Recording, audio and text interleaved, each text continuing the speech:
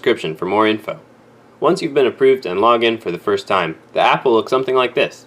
Keep in mind that Uber does have different driver apps depending on what city you're in, so some options in your app may look a bit different from what's shown here.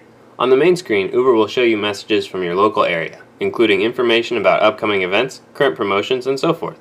Swipe up to see more messages or swipe down to view the map. On the map, Uber will show you the current surge areas.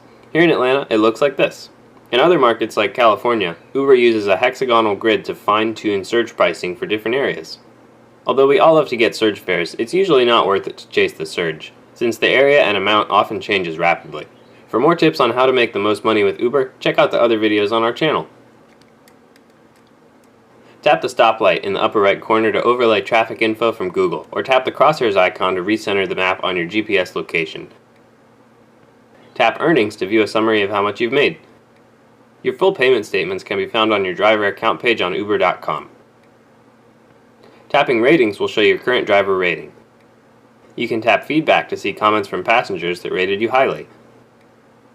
Under Account, you can select Waybill to see the full details from the last ride you gave or the current one you're on.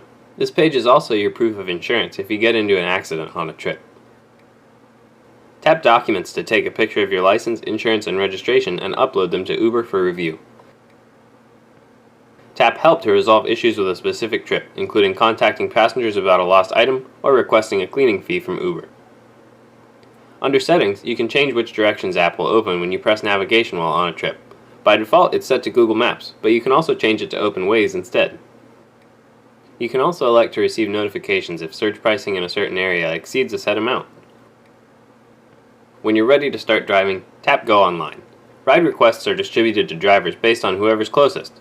The only exception is at the airport, which uses a first-in, first-out queuing system. If you're surrounded by a lot of other drivers, you may not get any requests, so be sure to download the Passenger app too.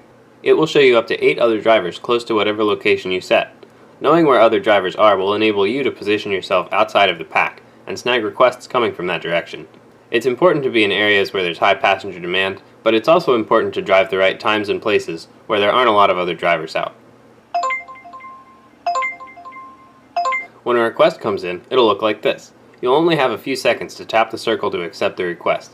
Otherwise, it will get reassigned to the next closest driver. I try to use the full time though to study the request and gather as much info as I can before accepting, assuming that I'm pulled over on the side of the road, of course. On the request notification screen, you can see the passenger's rating and what type of trip they've requested, whether it's an Uber Pool request or UberX, for example. For pool requests, passengers headed in the same direction can share the ride, so you may have to pick up a second passenger before dropping the first one off. Once you've accepted the request, tap Navigate to get directions to your passenger. I'm using Google Maps. When it opens, it already has the passenger's location loaded. If the request is close by, it may be easier to just stay in the Uber app, as sometimes it may take your phone a few moments to switch back and forth between apps. While online, you can always return to the Uber app by tapping the arrows superimposed on the left side of the screen. When you get close to the location set by the passenger, the app will notify them that you've arrived. You can tell when this happens by looking for the "Rider has been notified" message at the bottom. If it's a busy or crowded area, it's usually a good idea to text your passenger once you've arrived, telling them where you've parked and giving them as many details as possible to help them find your car. To contact your passenger, tap the clipboard in the corner. Here, you'll find options to call or text the passenger. In some versions of the app, this may only show you the call option, but you can still text them. Tap the call button to get the number into your phone's dialer, and then tap Message. This screen will look different depending on what type of phone you have, but most phones will have an easy way to move the number out of your phone's dialer screen and into a text message. In most markets, Uber gives you one number, called a VoIP, that never changes to contact passengers. You can save this one number to your contacts, and when you call or text it, Uber will always forward the message to the passenger you are currently picking up. In other markets, the number may be different for every passenger, and you'll have to call them from the Uber app every time to get the number. In most areas, passengers have 5 minutes to show up for an UberX ride, or 2 minutes for an Uber Pool trip. If they take longer than that, you can tap Cancel to cancel the trip and request a cancellation fee for your time. Otherwise, the passenger will arrive and usually confirm your name. Instead of asking, "Are you Daniel?" for example, though, ask their name as well, to confirm you've got the right passenger, and swipe right to start the trip. This helps avoid taking the wrong passenger.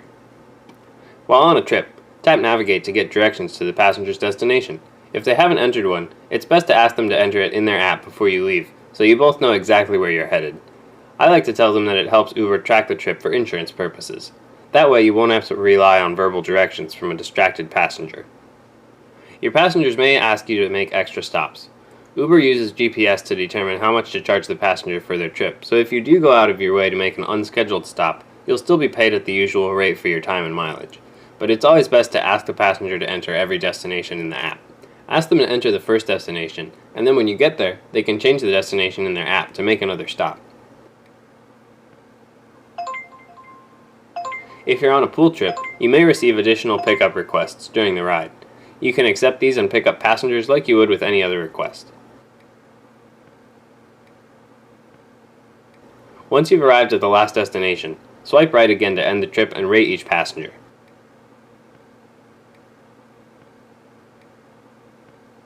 Then you're ready to start your next trip. You can stop receiving requests at any time. Just tap Go Offline.